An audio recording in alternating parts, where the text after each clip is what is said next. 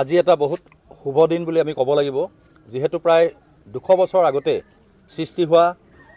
কুন্দাটা থানৰ পুনৰ নিৰ্মাণৰ যি কাম ইতিমধ্যে চলি আছিল আৰু আজি ইয়াৰ শ্ৰদ্ধালাই কাম কৰা হৈছে মই আশা ৰাখিছোঁ যে আমি আজি এই থানখন 200 বছৰ অধিক এই আমাৰ কুন্দাটা থানখন সৃষ্টি হোৱাৰ পিছৰে পৰা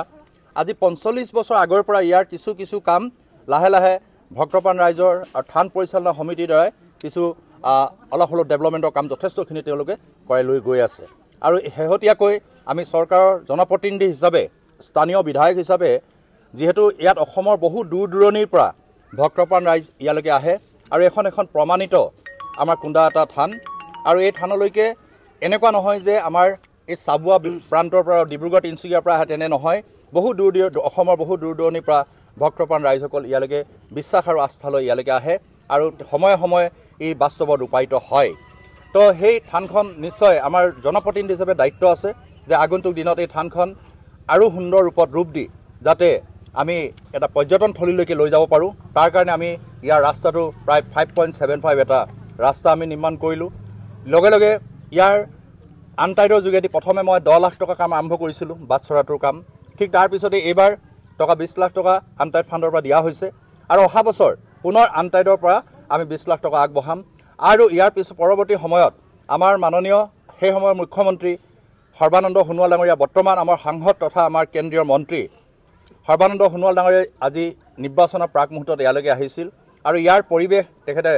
অনুধাৱন কৰিছিল আৰু সময়ত আমাক কৈছিল যে এই থানখনৰ নিৰ্মাণৰ কাৰণে কিছু আৰ্থিক সাহায্য সাংসদ পুঁজিৰ পৰা তেখেতে আগবঢ়াব হ'লেও সেইখিনি আমাৰ সীমিত নহয় মই থান পৰিচালনা সমিতিক ধন্যবাদ আৰু কৃতজ্ঞতা জনাইছোঁ বিগত সময়ত আমাৰ যি থান পৰিচালনা কমিটি আছিল তেওঁলোকৰ থানখনৰ পুনৰ নিৰ্মাণৰ কাৰণে থানৰ ভক্তপ্ৰাণ ৰাইজসকলে যি অৰিহণা আগবঢ়ায় সেই অৰিহণাৰ যোগেদি থানখনৰ পুনৰ নিৰ্মাণৰ কাম কিছু কাম তেওঁলোকে আগবঢ়াই লৈ গ'ল আৰু পৰৱৰ্তী সময়ত থান পৰিচালনা সমিতিয়ে বৰ্তমানৰ সময়ত তেওঁলোকে 27 লক্ষ টকা ইতিমধ্যে তেওঁলোকৰ জমা পুঁজিৰ পৰা তেওঁলোকে মোকলাই দিছে তো সেইকাৰণে মই ভাবোঁ যে আগন্তুক দিনত এটা পৰ্যটন থলীলৈকে আগবঢ়াই আমি লৈ যাবলৈ সক্ষম হ'ম আৰু মই আশা কৰিছোঁ যে আমাৰ এই যিমান ইয়াত ভক্তপ্ৰাণ ৰাইজ জড়িত হৈ আছে যোনে যিমান পাৰে সকলোৱে যাতে এই থানখন আস্থা আৰু যি বিশ্বাস আমাৰ সকলোৰে আছে তো সেইকাৰণে মই আশা ৰাখিছোঁ যে আমাৰ এই থানখনৰ পুনৰ নিৰ্মাণৰ যি কাম চলি আছে আমি 40 লাখ টকা দিলোঁ সাংসদ ডাঙৰীয়া নিশ্চয় কিবা এটা ভাল পুঁজি এটা দিব তেখেতে সাংসদ পুঁজিৰ পৰা ঠিক এইধৰণে থান পৰিচালনা সমিতিয়ে 27 লক্ষ টকা তেওঁলোকে আগবঢ়াইছে ঠিক এইখিনিয়ে পৰ্যাপ্ত নহয় সেইকাৰণে মই ভাবোঁ যে আমাৰ ইয়াতে জড়িত হৈ থকা ভক্তপ্ৰাণ ৰাইজসকলেও যোনে যিমান পাৰে 100 টকা 500 টকা 1000 টকা লাখ টকা যোনে যেনেকৈ পাৰে 50 টকা আগবঢ়াবলৈ মই বিনম্ৰতাৰে আহ্বান জনাইছোঁ আৰু আগন্তুক দিনত এই আমি পৰ্যটন থলীলৈকে লৈ যাবলৈ সক্ষম হ'ম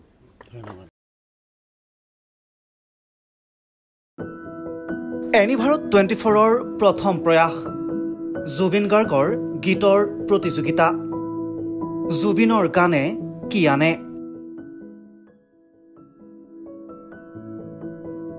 অডিশ্যনৰ বাবে যোগাযোগ কৰক 8638661821 আৰু 8812831556 নম্বৰত এনিভাৰত 24 উদ্যোগত এটা নতুন সংগীতৰ প্ৰতিযোগিতা আয়োজন কৰা হৈছে য'ত মোৰ গানৰ প্ৰতিযোগিতা হ'ব আপোনালোকে তাত প্ৰতিযোগী হিচাপে আহিবলৈ পাৰিব আৰু মোৰ ফালৰ পৰা আন্তৰিক শুভকামনা জনাইছোঁ আৰু অনুষ্ঠানটোৰ নাম হৈছে গানে কি আনে সকলোকে মৰম জনাইছোঁ সকলোৱে আহক ইয়াত অংশগ্ৰহণ কৰক thank you very much love U